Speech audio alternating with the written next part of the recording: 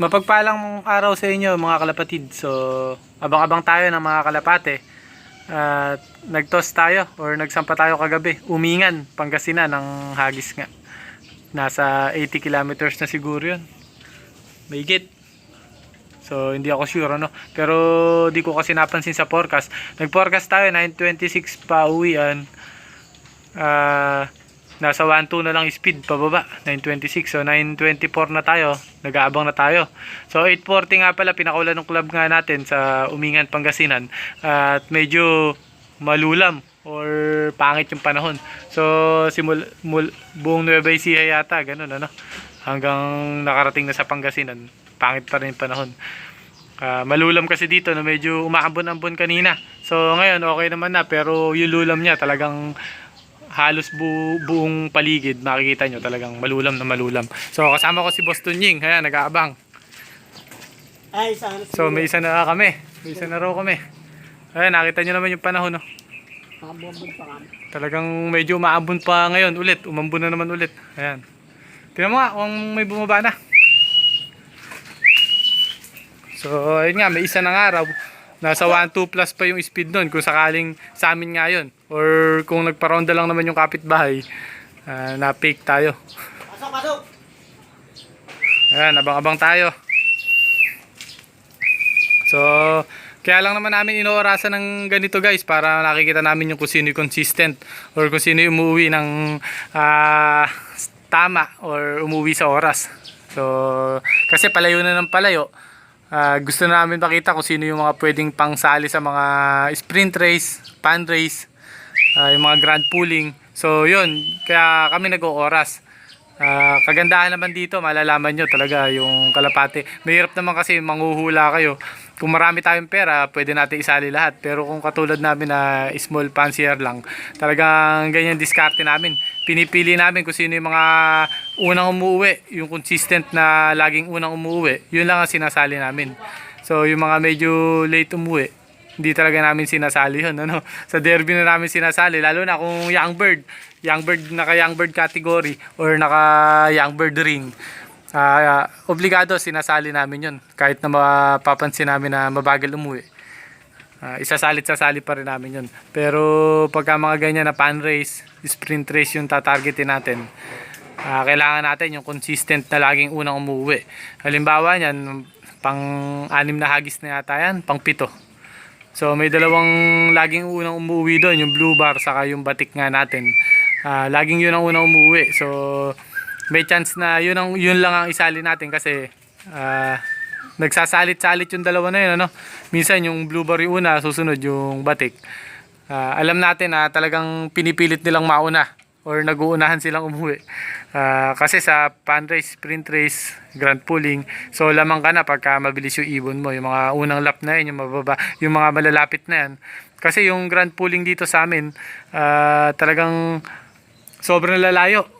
Or yung last lap ng grand pooling namin, last lap ng derby. So talagang lamang ka pagka nakapagpondo ka kagad ng mabibilis na speed or matataas na speed. Pagka nag-speed ka ng 1.1 plus 1.2 pagka first lap, second lap, third lap ng grand pooling, lamang ka na ano. Basta mag-clock lang yung ibon mo sa mga susunod na lap. Maganda na yung pondo nating speed pagka nag-speed tayo ng ganun sa mga first hanggang third lap na 1.1 pa taas. So magandang laban na yung ibon nga natin. So yun, mukhang na-fake kami. At hindi yata sa amin yung ibon na bumaba sa bubong. So mga nag-breed na rin tayo. Kahit na medyo pilit, nag-breed tayo. Ayan, 6 na salang yan, tapos bali 7. Ayan, pwede yung nakisirhansya na yan. 7 ibon yung nakasalang natin yan. So ito yung mga nasa stock loft natin. Ulanin arawin dyan yan. So abang-abang muna ulit kami. So may isa na kami. Ayan, umiikot. Dalawa! Pasok, pasok, pasok! Bumaba na ba? Ayun na! Hindi ko napansin. Pasok na, pasok! May isa. Dami kasing puno eh. Papuputulan nga natin yan eh. Ayan, batik. Ayan yung sinasabi ko sa inyo. Yung laging una. Kundi batik, blue bar. Ay pa, blue bar. Ayun. Pasok, pasok, pasok. Papasukin mo na yan. Pasok, pasok! So ayan, kagandahan naman pagka sana yung kalapati nyo ni-stick. So hindi natatambay, hindi na kayo mahihirapan. Huwag lang kayo magbabago na stick. Kung ano yung unang ginagamit yung stick na pampapapasok, yun lang ang lagi nyo gagamitin. So 1-1 pa speed nga yan. Yung batik nga natin na yan. So maganda na kahit papano, ano. At umuwi ng mabilis. So may isa pa tayo. Ayan, mataas oh. Kanina pa ikot na ikot. So maghilas talaga yung ibon na to. Ito yung anak ni Tacloban nga natin, yung batik na to. Yung Tacloban finisher natin, ayan yung anak.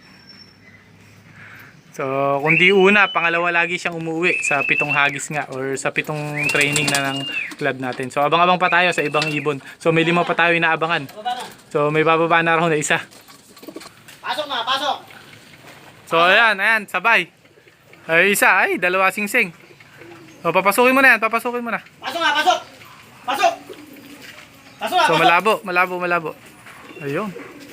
Pasok. Hindi pa isa. May isa pa tayong inaabangan. Pasok. Pasok, pasok. So ayan yung pangatlo. Pasok na, pasok. Ay sinasabi ko sa inyo. Pasok na, pasok. So gaganda ng speed nila, puro 1-1 mahigit pa yung mga speed nga niyan. So tatlo na lang inaabangan natin. Bitin na bitin pa yung dalawa. Ayan.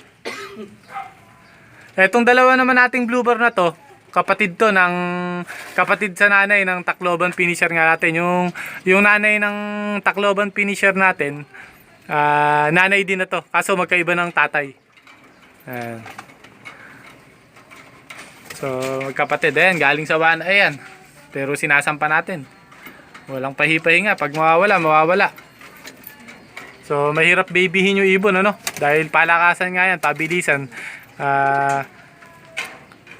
Palakasan ng katawan nga. So kung babyhin natin yan, hindi tayo mananalo. So matira na lang yung matibay nga. Kung napansin nyo yung mga nakaraang video natin, 4, halos lahat nagkaroon ng wanay pero sinasampa pa rin natin. Ayan. So puro halos magkakamag-anak naman tong nililipad natin, ano? Dahil ito anak ng Tacloban, bali tita niya. Ito, saka tito yun, yung isa. Ito. Kasi yung nanay ni Tacloban, nanay din ng dalawang bluebird nga natin. So abang-abang pa tayo. 3 pa inaabangan nga natin. A few moments later. Pang-4 na ibon natin ay sa bubong. Bubong ka naman na naman, ha? Ayan. Yaman na, baka naalangan sa puno. So napakarami kasing puno rito. Napakatataas. Ayan, no? Halos sinakop na tayo ng puno. Ayan. So sa susunod papuputulan natin yan, ano? Ayan, puputulin natin yung mga yan, matataas. Para maganda maging videohan natin. Ayaw bumaba. Pasok na, pasok. Abang-abang tayo, ayan, nasa taas. Ayaw bumaba. Blueberry yan. Oh, bluebird nga. Ayan yung 3 magkakapatid.